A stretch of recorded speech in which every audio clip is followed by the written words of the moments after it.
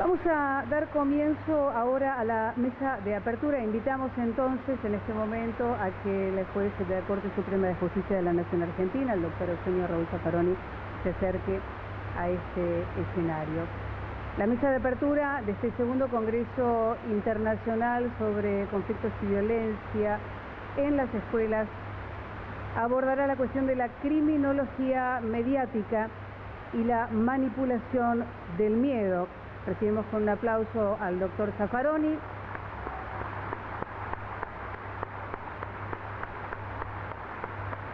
Y lo acompañará el licenciado Fernando Osorio.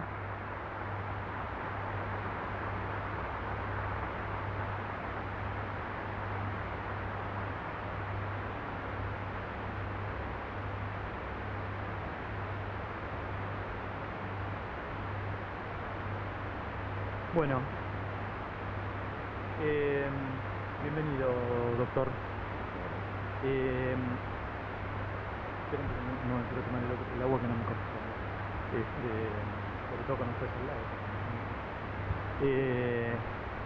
No sé por qué no quiere que lo presenten, pero yo lo voy a presentar, no se enoja. El doctor Zaffaroni es ministro de la Corte Suprema de Justicia de la Nación Argentina. Fue nombrado por una treintena de prestigiosas universidades de América Latina y Europa como doctor honoris causa. Es vicepresidente de la Asociación Internacional de Derecho Penal y miembro del panel de juristas eminentes de la Comisión Internacional de Juristas.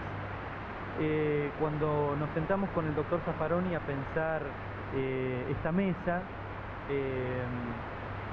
nos pareció interesante la posibilidad de generar algún diálogo sobre la temática, porque queríamos que no fuera estrictamente una conferencia sobre la criminología mediática tal como está planteada en sus escritos, sino tratar de ver qué posibilidades tenemos de pensar esta temática vinculada a la violencia que se desarrolla en los establecimientos educativos. Entonces le propuse al doctor Zaffaroni trabajar sobre tres ejes. Uno tiene que ver con el siguiente: para explicar la personalidad antisocial, la antropología criminal, que es la ciencia de principios del siglo pasado que explica a partir de ciertos estigmas biológicos cómo se construye la conducta criminal y la personalidad antisocial. En sus postulados aparece el determinismo biológico. Y lo que queremos retomar como primer cuestión en este espacio es cómo la epidemiología posmoderna retoma una cierta tipología que podría emparentarse con postulados de la antropología criminal. Con lo cual, muchachos, estamos como cuando llegamos de España. Es decir, pareciera que no pasaron 100 años, sino que volvemos a encontrarnos en una situación similar. Bueno, la dinámica va a ser así: yo voy planteando los ejes. Perfecto. Bueno, muy buenas tardes. Ante todo, muchísimas gracias. Muy honrado por esta invitación. El problema que me plantea el colega es un eje de la criminología, de toda la historia criminológica. Cada vez que la criminología ha legitimado un poder represivo y genocida, lo ha hecho a través de un reduccionismo biológico. Es decir, cualquier conducta humana es obvio que no responde a algo monocausal, pero sin embargo, en la medida en que atribuimos la conducta a una mera razón biológica, en principio estamos eximiendo de cualquier responsabilidad a la sociedad. En segundo término, los que están en la hegemonía social se quedan tranquilos, bueno, ellos no tienen ninguna culpa de lo que está pasando. En tercer término, eso es inmodificable. En cuarto término, a la larga, eso lleva a la necesidad de eliminar al infeliz. La jerarquización biológica de seres humanos acompañó toda la historia de la represión y sobre todo de la represión genocida. Yo personalmente creo que la criminología comienza por buscar una fecha no tan lejana en el tiempo, no irnos a Grecia, etcétera, irnos a la reaparición del poder punitivo, siglo XII, siglo XIII, creo que los primeros criminólogos fueron los demonólogos. Los demonólogos eran dominicos, en mayoría, fueron los encargados de hacer el discurso que legitimaba la Inquisición. Los demonólogos fueron los primeros etiólogos del mal. Como etiólogos del mal, lo atribuían fundamentalmente a Satán. Satán en hebreo significa enemigo. Pero el enemigo no podía actuar solo, no sé por qué, pero no importa, sino que necesitaba asociarse con un humano. Tiene la teoría del pacto entre el humano y Satán. Pero ¿qué humano podía asociarse al enemigo? Bueno, un humano inferior biológicamente. ¿Y quién era el humano inferior biológicamente? La mujer. Biológicamente, claro, es muy moderno, tiene una extraordinaria modernidad el discurso de los demonólogos. La mujer era inferior por un defecto de fábrica, porque nacía de una costilla curva que habían sacado del pecho del hombre y contrastaba con la rectitud del hombre. Yo no sé dónde el hombre es recto, pero no importa. Esto era solo un ser biológicamente inferior, era aquel que podía hacer un pacto con el hombre. Pero demos un salto en los siglos. Bueno, todos sabemos en qué terminó, claro, eso, naturalmente. Genocidio europeo. Demos un salto en los siglos, vayámonos al siglo XIX, y vuelve el reduccionismo biológico. Todo el mundo, cada vez que uno habla de reduccionismo biológico, dice, no, el Lombroso. Sí, el Lombroso, sí, pero no es Lombroso solo. El Lombroso fue el más famoso, digamos. Cada país europeo tiene uno. Francia, la Casagne, Alemania y Austria, Gal, eran lo mismo. Las diferencias, la discusión sobre quién fue el que tuvo el discurso prioritario, es una discusión no solo de nacionalismo que hay ahí, pero en definitiva era toda Europa que hablaba de seres biológicamente superiores y seres biológicamente inferiores. ¿Y quiénes éramos los seres biológicamente inferiores? Los colonizados. Por supuesto, los colonizados. Este es el pensamiento racista que funda el neocolonialismo del siglo XIX. Pero bueno, ¿qué tiene que ver esto con la criminalidad interna, con la inferioridad biológica del criminal? Y muy claro, el criminal nato, el ambrosiano, era un sujeto que no terminaba su evolución filogenética en la ontogenia, es decir, que en el seno materno no culminaba todo el proceso filogenético y nacía sin el último golpe de horno, nacía sin el último pespunte. Entonces era una especie generis humani distinta, pero análoga al colonizado. En medio de la raza superior, por un accidente biológico, nacía un sujeto que se parecía al colonizado. No llegaba al desarrollo, al desenvolvimiento de la raza superior. Por eso, ¿qué eran las colonias? ¿Qué fue la colonia? Un gran campo de concentración, una gran cárcel.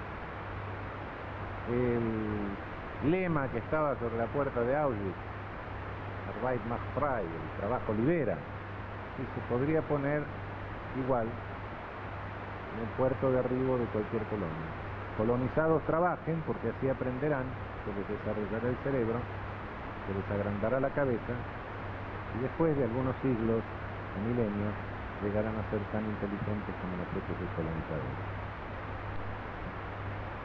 Es decir, esa criminología biológica de fines del siglo XIX, comienzo del siglo XX, que tuvo bastantes seguidores entre nosotros en América Latina, porque fue una criminología que emparentó perfectamente con nuestras repúblicas oligárquicas, es decir, con minorías iluminadas, que no podían entregar el poder como lo marcaban las constituciones hipócritamente liberales que habían sancionado, no podían entregar el poder al pueblo, porque el pueblo era ignorante, el pueblo necesitaba desarrollar la cabeza, etcétera, etcétera, etcétera. Las ridiculeces de Herbert Spencer, que sostenía que el sexo y el cerebro se alimentaban de lo mismo, entonces las razas inferiores, como usaban más el sexo, eran más frecuentes, se desarrollaban más de abajo, y las razas superiores se desarrollaban más de arriba. Entonces, que causa gracia, pero estos señores que sostenían semejante barbaridad, retratos al óleo de estos señores con marco renacentista dorado pendiente de las paredes de nuestras universidades. Pero no termina ahí, el desgraciado itinerario del reduccionismo biológico sigue. Naturalmente todos sabemos que todo este racismo, sabemos cómo terminó. Sí, y bueno, terminó no solo en la Shoah, terminó en todos los genocidios que pretenden la pureza, la limpieza, la depuración racial, nacional, etc. Pero bueno, eso en lo grande. En lo que hace a la vinculación de criminología y psicopatología, continuó, tuvimos manifestaciones menos conocidas, pero no por eso menos aberrantes. Las intervenciones del famoso doctor Egas Muniz, trepanaciones, que un discípulo de él, norteamericano, les decía a través de la órbita ocular, un martillazo para atrás para matar unas cuantas neuronas del frontal.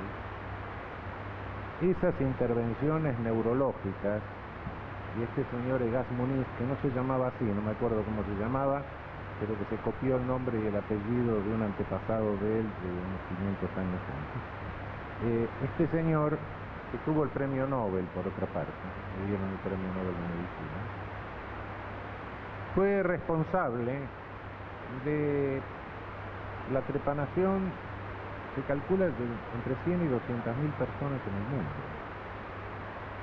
En el año 1947 hubo en Lisboa un congreso internacional de neurocirugía. No era neurocirugía, era otra denominación, pero más o menos parecida. Organizado por Egas Muniz, al año siguiente le dieron el premio Nobel, y a ese congreso concurrió una delegación argentina. Concurrió una delegación argentina que llevaba un trabajo elaborado en nuestro oficio acá en la ciudad de Buenos Aires, donde los médicos habían seleccionado unos 20 pacientes, les habían agujereado el cráneo y matado unas cuantas células frontales, y bueno, el resultado era que 2 o 3 se habían muerto, pero no tenían nada que ver con la operación, y unos 7 u 8 parecían estar más tranquilos y los restantes estaban igual. Uno lee eso. Cuidado, estamos a tiro de piedra en el tiempo, ¿no? Veo mucha gente joven, porque somos más veteranos, y veíamos la escuela cuando estaban pasando estas cosas, nos salvamos de milagro, ¿no? Pasaban acá. No estoy hablando de la Shoah, no estoy hablando de la Gestapo, no, estoy hablando de lo que sucedía acá bajo el ropaje científico, bajo el ropaje de garantía científica. Y bueno, la cosa siguió, algunas veces con menos consecuencias menos dramáticas, otras veces con consecuencias bastante dramáticas. Todos nos acordamos de los años 50, 60, los niños hiperactivos, ¿qué solución tenían? Electrochoques. Después vino el chaleco químico, claro. Ahora se reparten pastillas a lo loco para todo el mundo. Los laboratorios se ocupan de marcar la ideología psiquiátrica.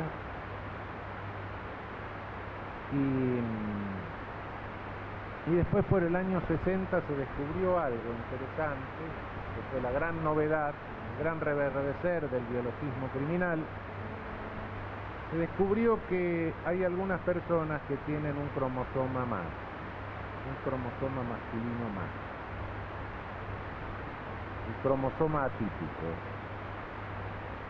¡Oh, gran descubrimiento! Entonces encontraron que en la población carcelaria había un pequeño porcentaje más que en la población suelta de personas con el cromosoma atípico.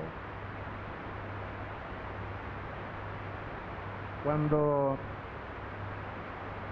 a la larga se profundizó un poco esto, lo que se encontró era que las personas que tienen el cromosoma atípico son más altas que la media de la población, son más asimétricas. La asimetría facial es un signo de notoria fealdad. Hay una cosa que se hace, que es tomar una fotografía, cortar, reproducir por un juego fotográfico las dos mitades del rostro. Cuando las dos mitades son muy diferentes, sí, produce una reacción estética no agradable. Estas personas tenían mayores asimetrías faciales y además eran ligeramente débiles mentales, menor cociente intelectual. Por consiguiente, eran más notorias y más torpes, llamaban más la atención. Cuando ustedes leen el libro de Lombroso, Uomo Delinquente, el libro viene acompañado de un atlas. En ese atlas Lombroso colecciona la mejor y más enorme y detallada colección de caras feas que se le puede haber ocurrido a alguien. Son las que él encontraba en la cárcel, y estaban. Lombroso ha sido un investigador meticuloso, solo que bueno, a la hora de interpretar lo que investigaba y lo que colectaba ya es otra cosa, pero como meticuloso investigador empírico, ¿qué nos ha legado en definitiva? Él creyó que esas características que hacían que esa población fuese más o menos parecida a los colonizados, y él lo dice, tiene caracteres africanoides o mongoloides. Él creyó que esas características eran causa del delito, y no, esas características eran causa de la criminalización. Nadie que tuviera alguna de esas caras podía caminar tranquilo en una noche por una ciudad europea en la época de Lombroso sin que lo metan preso. La fealdad y la maldad, por regla general, van juntas, salvo alguna belleza un poco diabólica, ¿no? Sí, como se inventaba Oscar Wilde, pero de lo contrario no, maldad y fealdad van juntas. Lo que en definitiva nos legó Lombroso fue la descripción más detallada que se haya hecho en toda la historia del estereotipo criminal de Titicaca. No nos olvidemos que la selección criminalizante, si sacamos unos cuantos psicópatas, etcétera, el resto es una selección que se hace por estereotipo. El estereotipo es la aportación de rostro. En definitiva, la aportación de rostro es causa de la criminalización, no del delito. ¿Por qué? Porque el servicio de seguridad hace lo que es más fácil. Y lo que es más fácil es salir a la calle y agarrar a un sujeto que va vestido como ladrón, habla como ladrón, tiene cara de ladrón, se corta el pelo como ladrón, camina como ladrón y roba. El torpe que va por la calle como un uniforme. Efectivamente, el cromosoma típico de los años 60 era una determinante, un componente. Los resultados que daba eran componentes del estereotipo. Personas que llamaban más la atención. Por supuesto, cuando se hicieron verificaciones, ya no sobre el total de la población, sino sobre la misma clase social, y se observó esto, nos dimos cuenta de que el cromosoma típico, como factor monocausal, no tenía absolutamente ningún sentido. Pero bueno, esto renace y ahora vienen las neurociencias y ahora he tenido ocasión hace un par de años de estar en un debate donde un científico respetable me dijo que veía el pensamiento. ¿Cómo ves el pensamiento? Sí, veo el pensamiento. No, lo que verás son algunos circuitos eléctricos que se producen en el cerebro al momento de pensar. Sí, y eso es el pensamiento, ¿no? Disculpame, yo no pienso con el cerebro solo. No me voy a ir al alma, no, me quedo acá en la tierra, pero por lo menos sé que estoy pensando con todo mi cuerpo. Porque si no tuviera hígado y corazón, no podría pensar. Y por otra parte, no creo que Einstein haya redondeado su teoría de la relatividad teniendo un cólico renal o una diarrea. De modo que por lo menos pensamos por todo el cuerpo. Entonces lo que está viendo no es el pensamiento, son circuitos eléctricos, efectos eléctricos que se producen en el cerebro. Claro, no, pero bueno, determinadas conductas van acompañadas de determinados fenómenos, sí, claro, no me cabe la menor duda. Y en este momento podemos discutir, podemos cambiar opiniones, pero si fuésemos un montón de energúmenos, en vez de cambiar opiniones, agarramos la silla y nos damos sillazos, etcétera, viene la policía, en el momento de salir, nos toman una muestra de sangre, vamos a tener una gran cantidad de elementos subidos y sobre todo la adrenalina, ¿no? Claro. Ahora, ¿se nos subió la adrenalina porque somos energúmenos o somos energúmenos porque tenemos más adrenalina? Evidentemente, no lo podemos decir. Va acompañada de un fenómeno de carácter biológico. Pero cuidado, no le podemos atribuir al fenómeno de carácter biológico esa característica molecular. Claro que hay hoy toda una criminología de las neurociencias que dice una serie de cosas muy raras también. No niego los avances científicos, no niego que hay que tener mucho cuidado porque cada vez que en criminología apareció alguna novedad, esa novedad la criminología se la tragó y empezó a decir que eso explica el delito. Un día descubrieron que teníamos hormonas y bueno, entonces se fundó la endocrinología criminal, que después de escribir muchos libros, algunos con unos títulos muy impresionantes, por cierto, Werther auf Bau und Charakter, que escribió un señor Kretschmer por ahí, lo que descubrió es que había gordos, atléticos, flacos y displásicos. Más o menos en la esquina de casa los muchachos hacen la misma clasificación, ¿eh? Sí, el flaco, el gordo, el urso y el yeti. Libros enteros. Y entonces, aparte de que eso se usó para hacer racismo, se dijo, claro, el flaco que es esquizotímico puede ser ladrón, el atlético puede ser el homicida y el gordo puede ser el estafador. Claro, evidentemente que un gordo arrebatador no voy a encontrar en mi vida, pero bueno,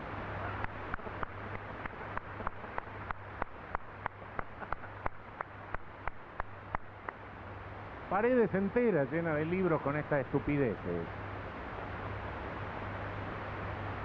Y cuidado, yo que tengo algunos años, son las que me empezaron a explicar cuando empecé a estudiar criminología, ¿no? Y no por gente insensata, no por fascistas horripilantes, no, era la ciencia, era el saber.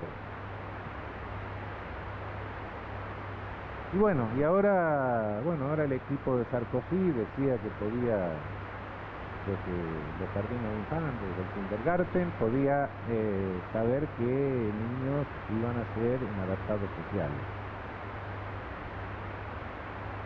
Fue Corsi Ricordo. Creo que estamos un poco más preparados por toda esta historia, espero que no volvamos a caer en esta ridiculez.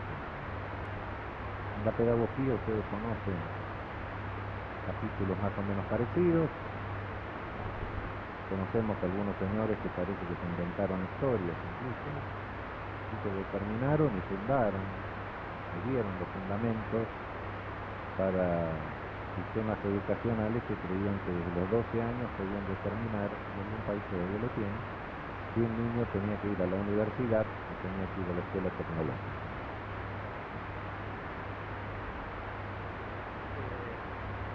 Vinculado a esto de pensar la cuestión de la construcción del estereotipo criminal, es que aparece, digamos, asociado a las escuelas la cuestión del estereotipo criminal, y en donde empiezan a desarrollarse teorías acerca de cómo se construyen determinadas conductas, y entonces lo que volvemos a encontrar se vincula con el primer tema, que tiene que ver con una epidemiología cruel que pretende estigmatizar clasificando conductas y diciendo que si un alumno de la escuela desarrolla determinadas características, y son mínimas, porque ni siquiera tienen que ser clasificaciones exhaustivas, con 10 ítems, que un chico tenga 8, más o menos estamos dentro de la norma. Entonces ese estereotipo criminal empieza a difundirse por los medios masivos de comunicación, y con esto nos vamos metiendo un poquito más en la cuestión de la criminología mediática, que lo dejo para el próximo punto. Bueno, hay dos aspectos en esto. Uno es, yo hablé de estereotipo. ¿Qué es el estereotipo? El estereotipo, así como lo explico, y creo que de todas las teorías sociológicas menos contemporáneas, el concepto más claro está dado por el interaccionismo simbólico y por la sociología de recepción más o menos fenomenológica. Es cierto que el estereotipo es externo, uno observa a un sujeto como portador de estereotipo, sí, pero también está introyectado. Cuidado con eso. El estereotipo no es algo solamente externo, lo externo se introyecta. Y no solo estamos hablando del estereotipo del criminal o de estereotipos negativos, también hay estereotipos positivos. El interaccionismo explicaba en alguna medida la sociedad como un ejercicio de dramaturgia, por así decirlo. Y si ustedes observan lo que estamos haciendo acá, no hicieron eso. Ustedes son el público, ustedes son los organizadores y yo soy el actor. Ustedes esperan de mí más o menos esto que estoy haciendo. Yo espero de ustedes que más o menos me escuchen. Y el organizador que todo salga más o menos bien. Bien, acá el organizador está al lado, pero normalmente está atrás de la bambalina. Si cada uno de nosotros se sale del rol, de la demanda de rol que el otro le está formulando, de la exigencia de rol, el resto se enoja. Es decir, si entre ustedes hubiese un grupo de borrachos que se pone a cantar, etcétera, el que me enojo soy yo, ¿no? Si yo me paro en este momento y empiezo a cantar un tango, los que se enojan y me gritan payaso, etcétera, son ustedes. En cualquiera de los dos casos el organizador me pide disculpas a mí, dice, no, yo seleccioné, pero se metí un grupo que se había quedado en la esquina, que llamó de más, o les dice a ustedes, no, cuando lo invitamos sabíamos que era medio loco, pero no tanto, se rayó del todo. Estas demandas de rol que se van produciendo, se van introyectando, se van internalizando. En alguna medida somos, cada uno de nosotros, como los otros nos ven, porque según nos ven los otros, nos van formulando exigencias de rol. Es decir, y cuando alguien no responde al rol, también nos enojamos. Todos los días voy a tomar el subte, veo un señor vestido de pintor de paredes. Algún día comento, bueno, sí, como está el tiempo. Y un día le digo, señor, necesitaría, si me podría hacer un presupuesto para pintar la casa. El tipo me dice, no, yo no soy pintor, yo soy el profesor titular de filosofía presocrática de la facultad. ¿Qué parece estúpido este aparato? ¿Por qué te dije así? ¿Por qué? Porque en la comunicación respondemos a esas exigencias de rol. Y cuando se quiebran, eso se llaman disrupciones. Nos quedamos sin libreto, no sabemos cómo seguir, no sabemos cómo sigue el libreto. Y eso nos provoca una reacción de tipo agresivo. Y los roles pueden ser positivos o pueden ser negativos, puede ser el rol de profesor, médico. Ese es el rol de criminal. Y también se introyecta. Esa introyección comienza, es decir, esa introyección y esa selectividad no la produce un día el sistema penal, se viene preparando. Muchas veces sí se preparan ustedes, no tengo la menor duda. ¿Sí? El mal alumno, el desordenado, el que llevar a la dirección, que molesta en la fila, el tontito, el acoso escolar, consentido, la discriminación que entra por debajo de todo esto, los prejuicios discriminatorios que manifiesta o tácitamente expresa con eso, la exclusión, una escuela excluyente, el que no rinde se lo echa.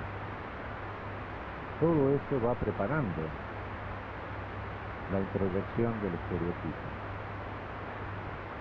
Es lo mismo que sucede en el grupo patológico, ¿no? Una familia patológica, ¿no?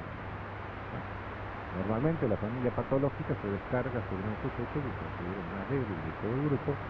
Vos sos el malito, vos sos el que se moradito, vos sos el pródigo, el desgraciado. Un día el nene, bueno, mata a la mamá con el árbol de Navidad. Asumió el rol. Claro, presión, se reventó. Claro. Estoy exagerando, pero más o menos. Ustedes saben qué pasa. Bueno, en la sociedad sucede lo mismo. Entonces, el estereotipo se va preparando desde entonces.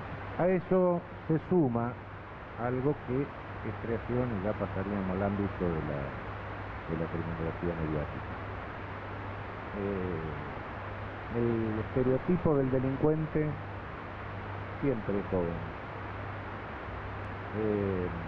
No hay un estereotipo de delincuente viejo.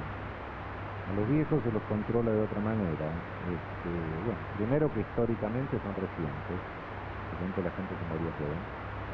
Y ahora, bueno, el problema que plantea el viejo es que sale del mercado laboral y es una carga para el mercado laboral. Entonces, hay toda una discriminación de la tercera edad, una discriminación etaria en ese sentido, que no tiene nada que ver con eso. Y eso no se lo ve como delincuente. El delincuente siempre ha sido joven, adolescente, varón. Ahora entra la mujer en determinadas cosas. Pero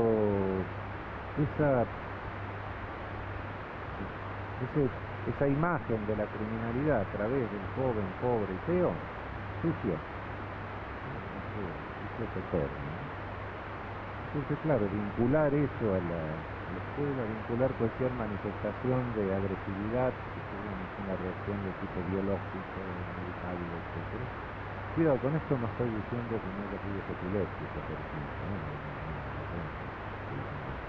No, si hay realmente una patología biológicamente registrable, eso es otra cosa, ¿no? La patología de base. Pero no, esto se generaliza, ¿no? Entonces, gratuitamente, es como si naciesen así, provienen de determinados sectores sociales, generalmente es de los barrios precarios. Nunca la sociedad ni la escuela misma es generadora de reacciones violentas. Las reacciones violentas se producen porque se les antoja. Y por suerte, por fortuna, no tenemos una sociedad tan loca como la sociedad norteamericana, ¿no? Donde al menito desde chico, en vez de jugar con el cochecito, se le enseña a jugar con el arma, ¿no?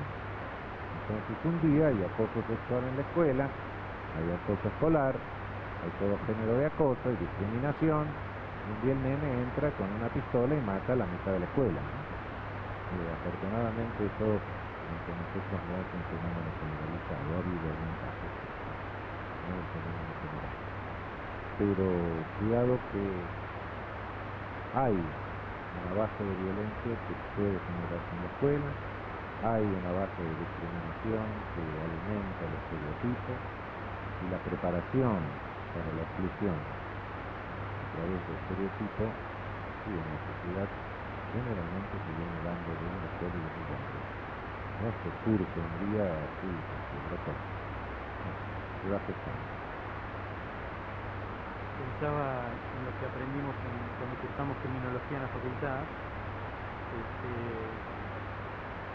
su insistencia en que pudiéramos pensar que la realidad era una construcción social, ¿no? Leyendo Herbert Luckmann, en relación pensaba al estereotipo criminal que está asociado a la escuela, que es realmente mediatizado por todo lo que son los más media en esta época, y entonces el estereotipo aparece como una construcción social, esa construcción social se compra como tal, y finalmente ya no se sabe si es que los chicos se portan mal dentro de la escuela o es que la escuela genera que los chicos se porten mal.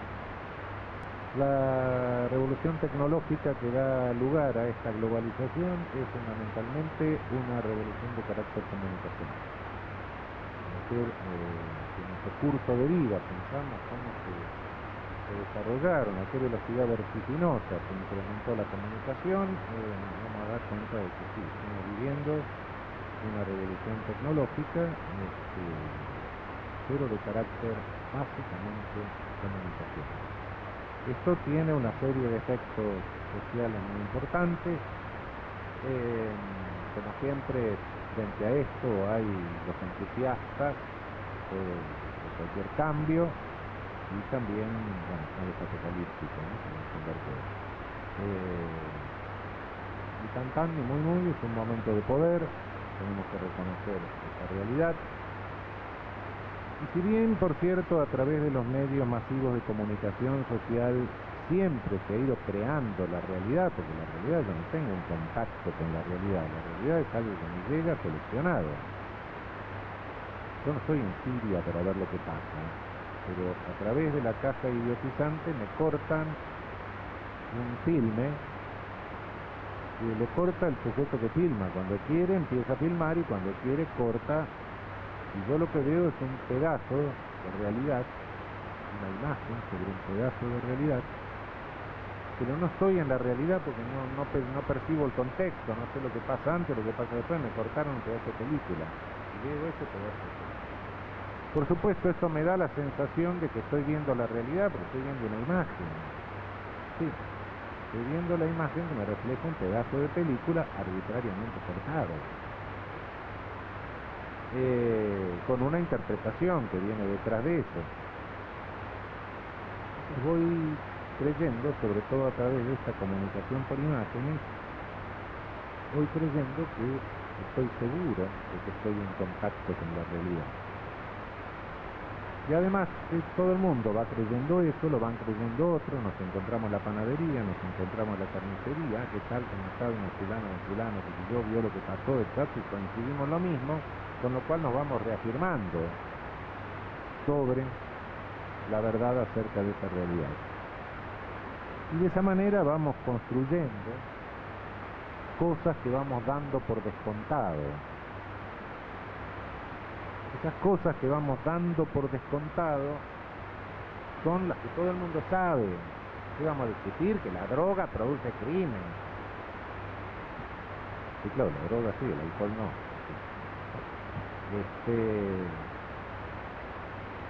Es decir, hay una serie de cosas que son, claro, por supuesto que hay distintos niveles de cosas que damos por descontadas. Hay algunas que las tenemos que dar por descontadas para que no nos lleven al manicomio, por supuesto, ¿no? Si yo pido un café con leche con media luna, que con la media luna empieza a limpiarme la oreja, y con el café con leche al usarme los zapatos, me llevan al manicomio. Hay cosas que las tengo que dar por descontadas. No pararme adelante del colectivo, sino sacar la mano para que pare, por supuesto, ¿no? Pero eso se da por descontada. Pero hay distintos niveles y se llega a dar por descontados fenómenos sociales. Y lo más terrible es que esto se viste de ciencia. Hay algunas técnicas para vestir de ciencia eso en Estados Unidos, que les paga una serie de señores que escriben libros estúpidos, que son estafadores. Acá no. Acá hay una serie de cosas que son muy interesantes. Ustedes ven, por ejemplo, una mesa redonda seria, una mesa redonda seria sobre violencia, por ejemplo, donde habla el comisario, son tipos serios, técnicos, médico forense, sabe hacer autopsia bien, fiscal, que conoce lo que pasa en su despacho, etc.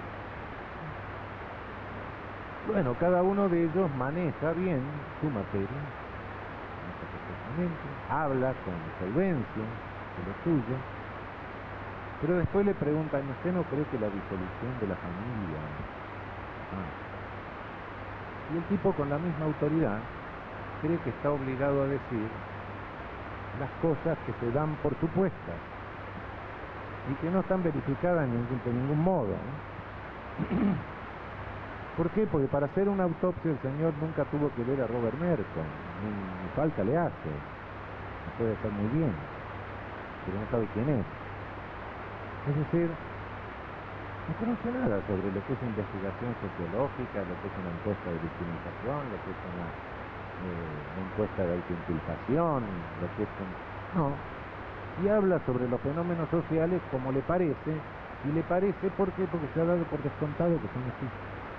Es el grave problema.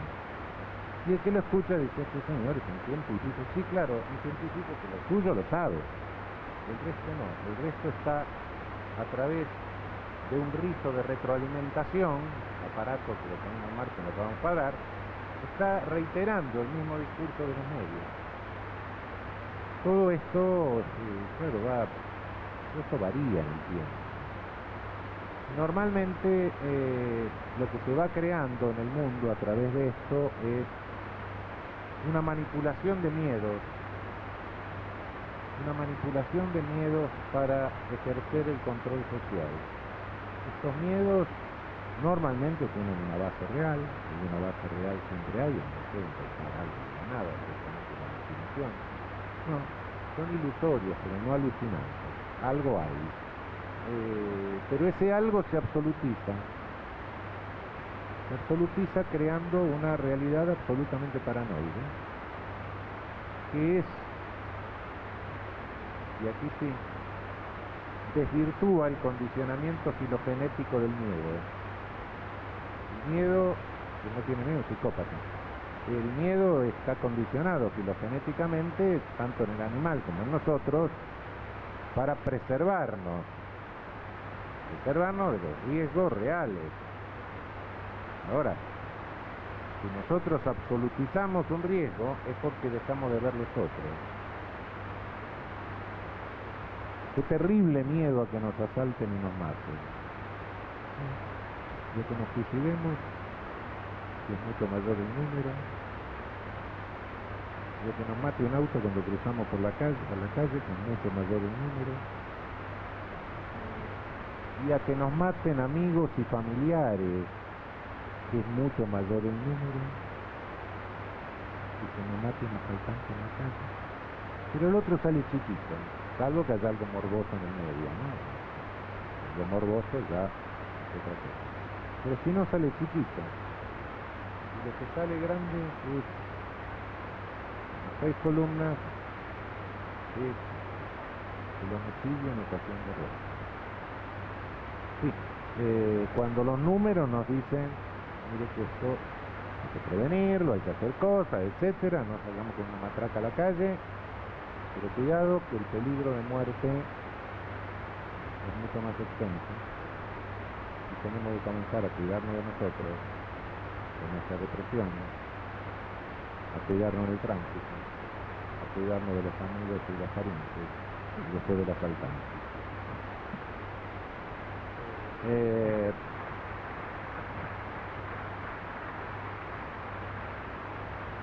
Tenemos un último punto. No, quería decir lo siguiente. Esta manipulación viene de Estados Unidos. Se genera en Estados Unidos por fines de los años 70 con las administraciones republicanas.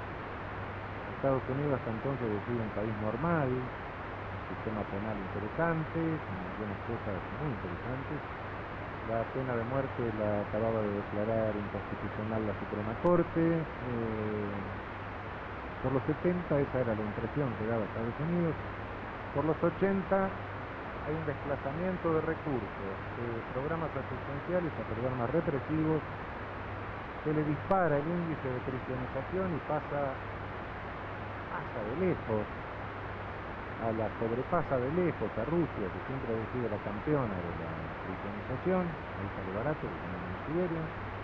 Y hoy tiene 2,5 millones de presos, más 3 millones de personas controladas por el sistema penal, en algo que más o menos es nuestra libertad condicional y nuestra condena condicional.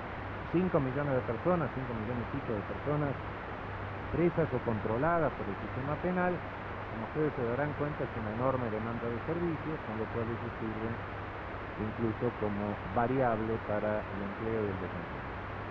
Esto le cuesta 200.000 millones de dólares por año.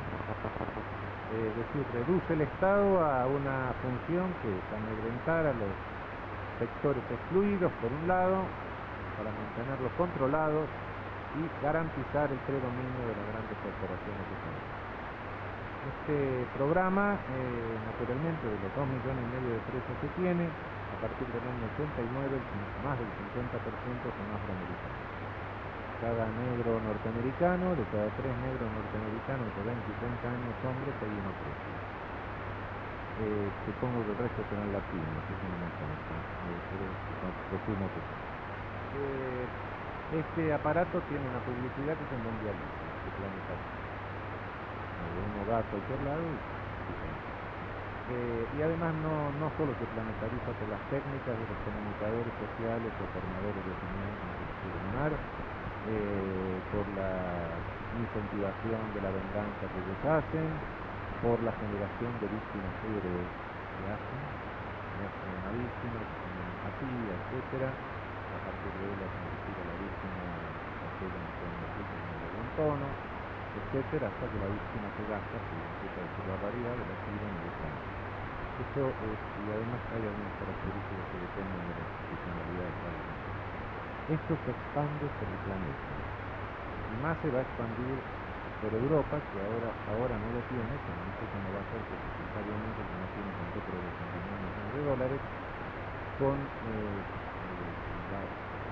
las características que está asumiendo la economía europea en este momento. No hay país que pueda imitar esto, porque ningún país fabrica dólares para hacer semejante barbaridad, de modo que el sistema penal no lo puede imitar. Se transmite no solo a través de discursos, sino que se transmite también a través de comunicación de entretenimiento. La comunicación de entretenimiento, la serie policial, es la forma de introyectarse de temprano, cuando sentamos a un niño delante del televisor y el televisor funciona de babysitter, de meterlo en el equipo psicológico, que las únicas soluciones a todos los conflictos son soluciones violentas y punitivas.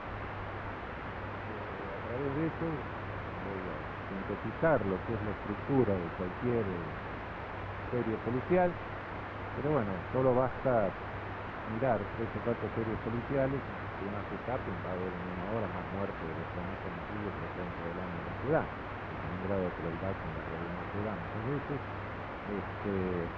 pero como ustedes saben, el héroe de casi todas las series policiales es un sujeto, ¿no? Un sujeto que no tiene miedo, un sujeto que pasa por encima de las reglas de derecho, muchas veces gracias a eso logra salvar a la muchachita que siempre parece estúpida y que está en el momento menos indicado, y además es un hiperactivo total, un hipergenital, que naturalmente después que terminó que tiene una hipersensibilidad al dolor, lo habrán empezado, están caminando, y después que termina de hacer todo eso se va con la muchacha, ¿no? El psicópata perfecto, no tiene miedo.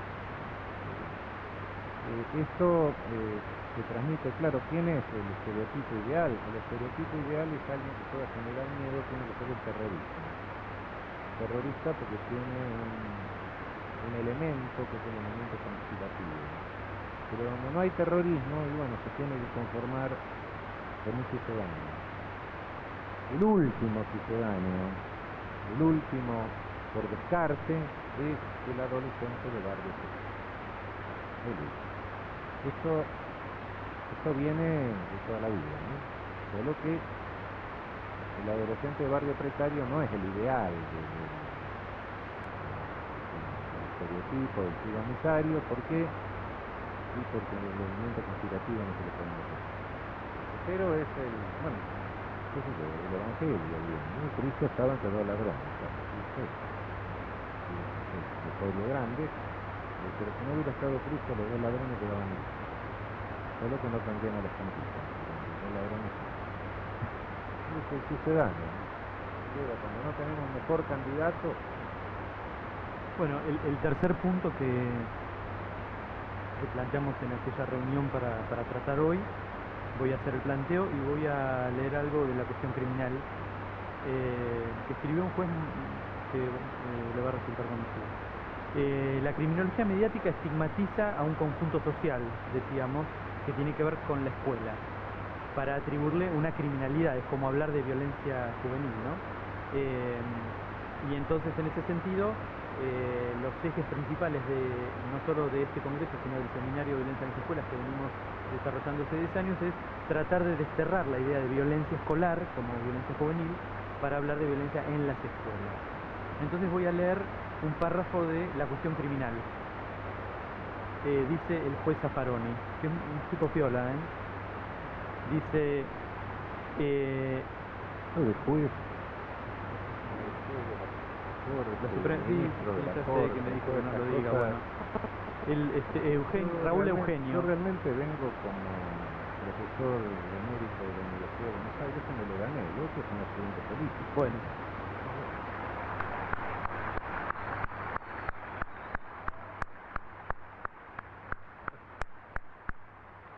Bueno, dice el profesor emérito. ¿Está bien así? Bueno, en nuestros años de desgravar teóricos, ¿no? Por ahí está mi mujer también, que estuvimos desgravando teóricos tantos años. Bueno, profesor. Emérito da idea de que uno ya está grande, más para el lado del arpa que del violín, ¿no? Bueno, de hecho, cuento una intimidad, cuando nos volvimos a encontrar, lo primero que me dijo es, yo me hago así como, ¿te acordás de mí, no? Y estamos más viejos y gordos, dice. Yo no. Yo tampoco. Bueno, tantos años desgrabando teóricos en la facultad. Bueno, dice el profesor, imaginemos que un niño rompe a patadas un vidrio en la escuela. Esto lo dice la dirección puede llamar al padre del pequeño energúmeno para que pague el vidrio. Puede enviarlo al psicólogo para ver qué le pasa al chico. También puede sentarse a conversar con el pibe para averiguar si algo le hace mal o lo irrita. En cambio, si el director decide que la rotura del vidrio afecta su autoridad y aplica el modelo punitivo expulsando al niño, ninguno de los otros puede aplicarse. Y termina la cita diciendo, es claro que el director, al expulsar al niño, refuerza su autoridad vertical sobre la comunidad escolar. Es decir, que el modo punitivo no es un modelo de solución de conflictos, sino de decisión vertical de poder. Por eso, justamente, es que aparece en las sociedades cuando éstas se verticalizan jerárquicamente. Veamos una última idea, como Sí. para cerrar, Y respecto cuando- de esta criminología mediática que estigmatiza al conjunto social que es la escuela. Cuando la sociedad se verticaliza, es decir, se hace una corporación, adopta una jerarquía, adopta una jerarquía corporativa, es decir, adopta una forma de ser. En la historia esto pasó muchas veces y después las sociedades entraron en crisis también, ¿no? En Roma, el Imperio Romano verticalizó, jerarquizó la sociedad romana muy fuertemente, y después que esta sociedad está así, que asume la forma ejército, ¿qué hace? Y lo que hace un ejército que no tiene otra cosa que hacer, coloniza al que tiene al lado. Y así Roma colonizó casi toda Europa, claro. Pero esta forma es tan rígida, esta jerarquización, esta estratificación jerarquizante es tan rígida, que cuando se modifica el ambiente, las condiciones externas se modifican, esa sociedad carece de la suficiente flexibilidad como para adaptarse a las nuevas condiciones externas. Y entonces ahí se produce ese decaimiento. Y eso pasó con Roma, claro. Y entonces vinieron los germanos que no tenían poder punitivo, tenían un poder punitivo muy limitado. Lo único que hacían era colgar a los traidores, la tribu, el grupo, ¿no? Sí. Traidores son tránfugas sin conducta, que decían, no está mal dentro de todo, ¿no? Era lo único que hacían. El resto lo arreglaban, un germano y un garrotazo en la cabeza a otro germano, se iba y se escondía en la iglesia para el asilo, para evitar el juicio vindicativo, que lo lincharan. Y entonces, bueno, se juntaban los dos hermanos viejos, jefes de clan, y decían, no, tengo un hermano menos, ¿qué hago? Una unidad económica, también un clan, o nos arreglamos o nos vamos a la guerra y no nos conviene a ninguno de los dos, que nos juntemos todos. Entonces, bueno, se arreglaban, una cosa reparada. Esta sociedad así horizontal llega un momento en que, de nuevo, aparece alguien que dice, la víctima soy yo, y entonces el príncipe, el señor, el monarca, desde entonces hasta hoy empieza a verticalizarse de nuevo, siglo XIII, siglo XIV, y se verticaliza. Sobre todo España, que se manda la famosa reconquista, que no sé si fue reconquista, pero bueno, avanzó sobre los islámicos del sur, agarrotazo a los cristianos como pudo, echó a los judíos, y forma de ejército, y ¿qué hizo? Nos colonizó a nosotros. Es decir, la función, cuidado, del ejercicio del poder punitivo, la función verticalizadora del poder punitivo, no resuelve el conflicto, pero no lo resuelve ¿por qué? Porque una de las dos partes del conflicto, por definición, se queda fuera, es la víctima. La víctima del conflicto, el dañado, el lesionado por el conflicto, está fuera del escenario penal. Y cuando se lo quiere meter adentro del escenario penal, tímidamente se trata de meterlo, porque bueno, qué sé yo, ya es demasiado arbitrario dejarlo totalmente afuera, se lo mete a medio. No puede meter, el día que se lo meta en serio adentro del escenario penal, este deja de ser penal y pasa a ser alguno de los otros modelos, entre puede haber otros, pasa a ser algún otro modelo de solución del conflicto. Por supuesto, con esto no quiero decir que en nuestra sociedad todos los conflictos que se criminalizan puedan resolverse por alguno de los otros modelos. En algunos conflictos es muy difícil que nuestra cultura acepte la solución a través de otros modelos. Pero si vemos las cifras que condena, los delitos por los que más se condena son delitos contra la propiedad y delitos contra la propiedad sin violencia seria contra la persona. Y es cierto, uno, bueno, si llego y encuentro que me rompieron el cristal del auto y están sacando algo, me van a ahorcarlo, me van a matarlo. 10 días después no sé, no preferiría una solución tipo reparadora. Es decir, No creo que se pueda hacer desaparecer el poder punitivo, este poder punitivo verticalizante, pero sí creo que hay un uso de este poder punitivo que en definitiva no busca resolver los conflictos, sino busca ejercer este poder vertical, ejercer este poder vertical. No nos olvidemos que el poder punitivo, y con esto termino, no se ejerce lo más importante políticamente del poder punitivo no es lo que se ejerce sobre los prisioneros. Si van a una cárcel, ¿qué van a encontrar? ¿Y cuántos prisioneros tendremos en el país? No sé exactamente, 60.000 más o menos, somos 44 millones. No sé qué número existe, 70.000, por ahí de por otra parte, ¿quiénes son? Aparte de un porcentaje de un 15-20% de medio psicópata, borderline, etcétera, el resto ¿qué son?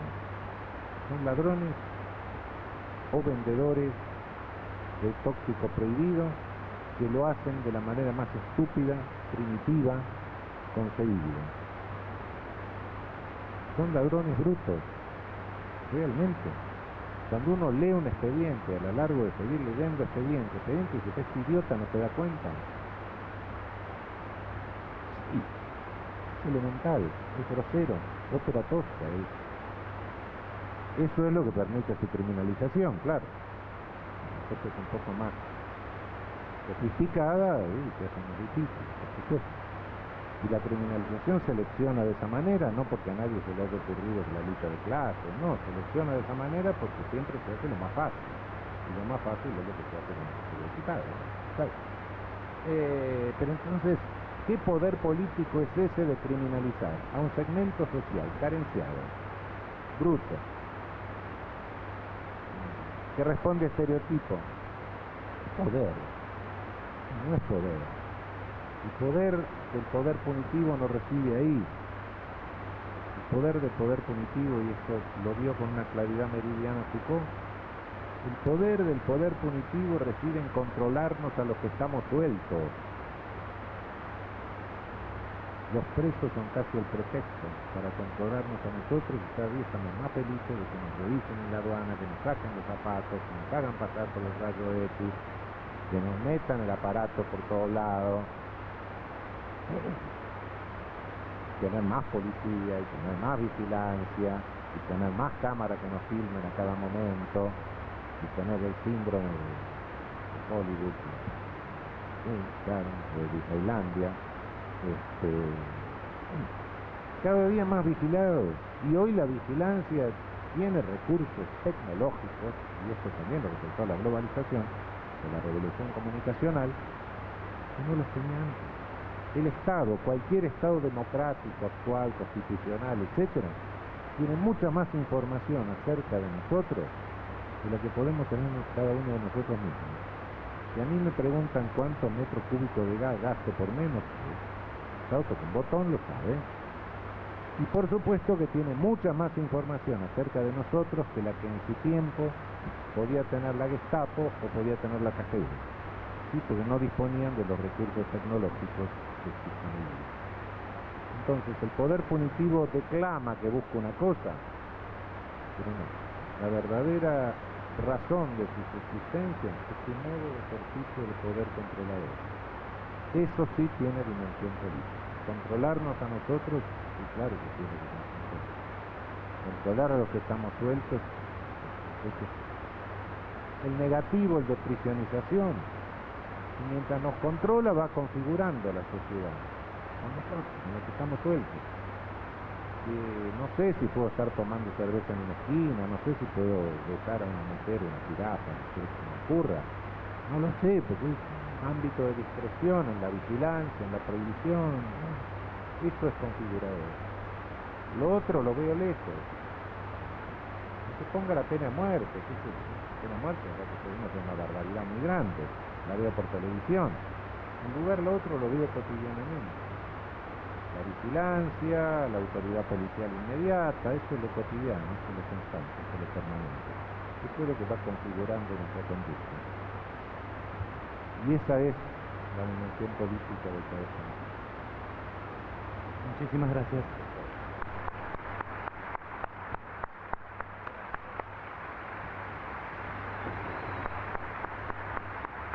Muchísimas gracias por su presencia y nos encontramos mañana.